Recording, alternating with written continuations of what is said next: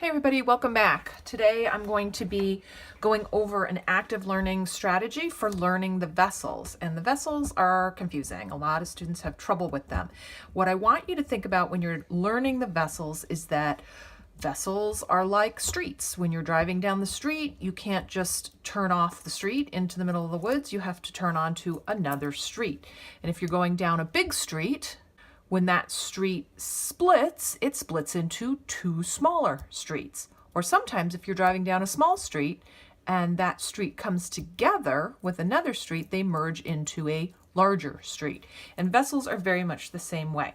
So I have an active learning strategy here for you guys, and it basically involves a lot of drawing. And I know the drawings in most of the books are very complicated. We're going to start drawing using just lines for the vessels. So we're going to start with the heart kind of looking, I don't know, like that. And we're going to do arteries first because arteries are leaving the heart.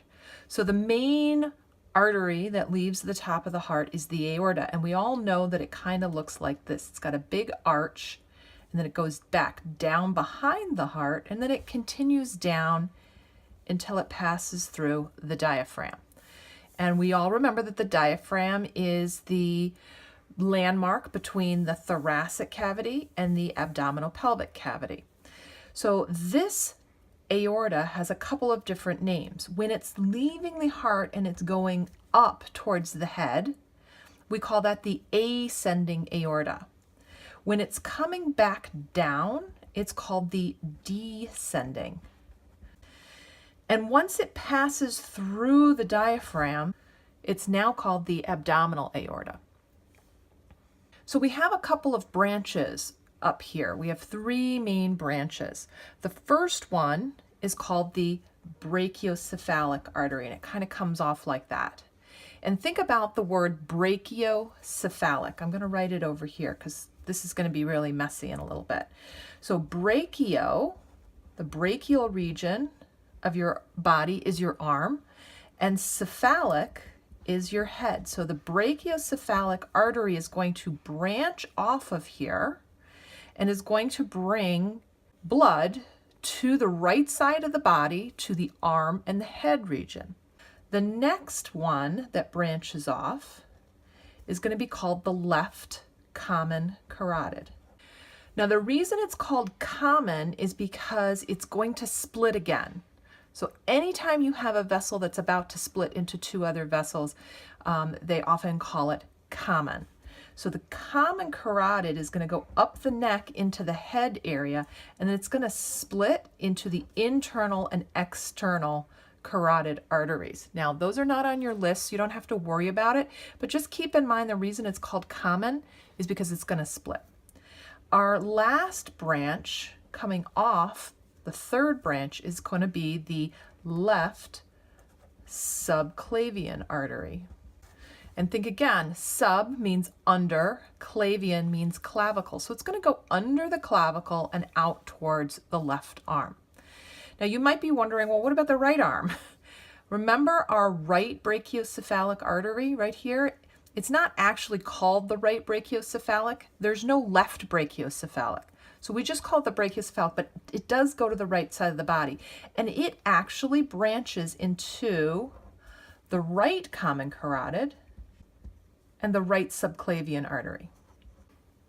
So now we've pretty much taken care of getting blood to the head on the left side, to the head on the right side, to the arm on the right side, and the arm on the left side. We've also taken care of getting blood down into the abdominal area. So when you go through the diaphragm, the first major vessel that leaves the abdominal aorta is called the hepatic artery. The hepatic artery brings blood to the liver. Our next set of branches off of the abdominal aorta are going to be the left and right renal arteries, and they're going to go to the kidneys.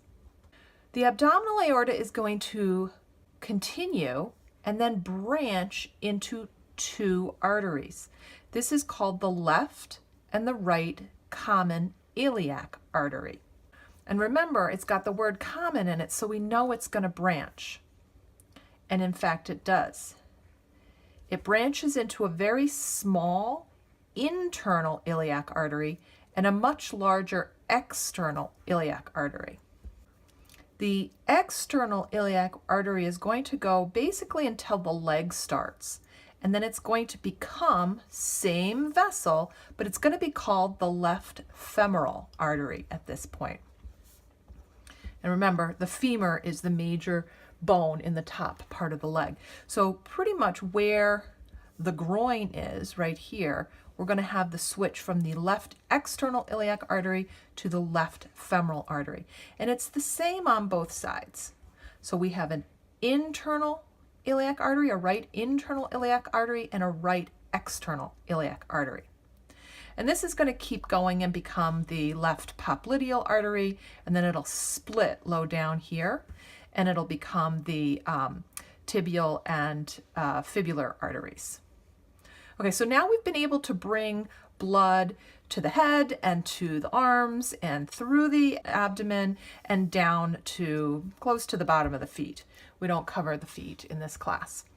But now we have to bring blood back up from the bottom. How do we bring blood back to the heart? We bring it back in a vein, and so I'm going to use a blue pen for veins. And I'm going to do most of my labeling on this side to try and keep it not so crazy. Okay, so we've got our right femoral artery here, and it's going to split around the knee. We also have the right femoral vein, and it's going to run right next to the right femoral artery. And remember, sometimes it's hard to get blood back up against gravity to the heart. It's at very, very low pressure, and we're moving up against gravity. So we actually have another vessel that's going to come in to the right femoral vein, and that's going to be called the right great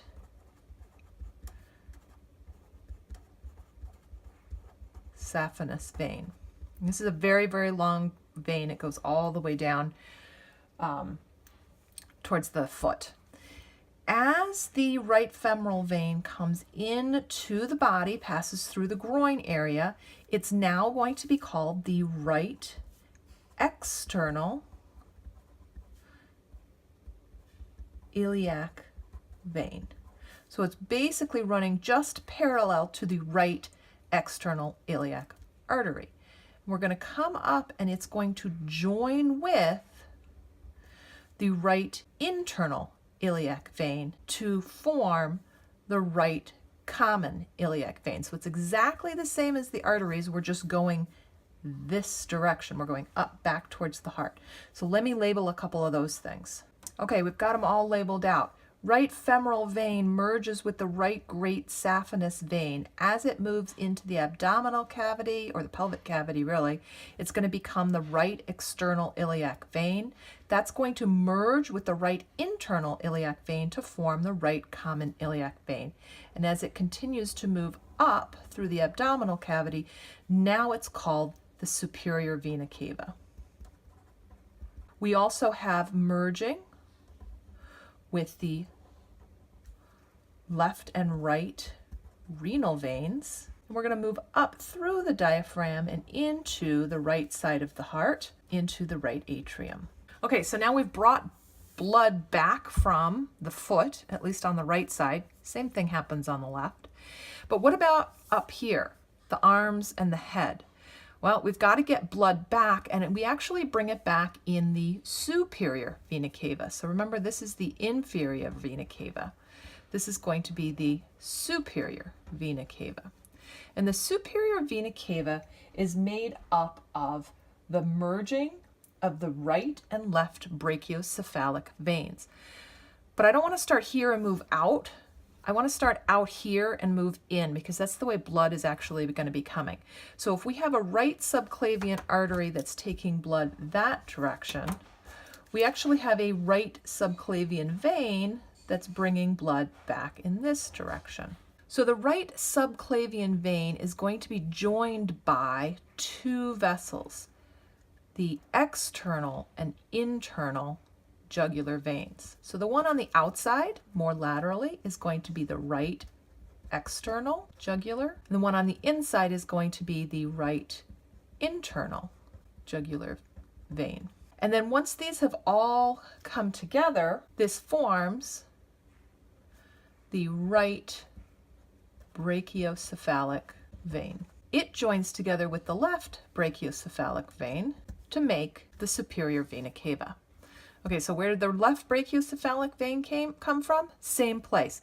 We're going to have a left subclavian vein running alongside the left subclavian artery, and it's going to join in with the left internal and left external jugular veins to make that left brachiocephalic. So here's the right brachiocephalic, here's the left brachiocephalic, here's the superior vena cava.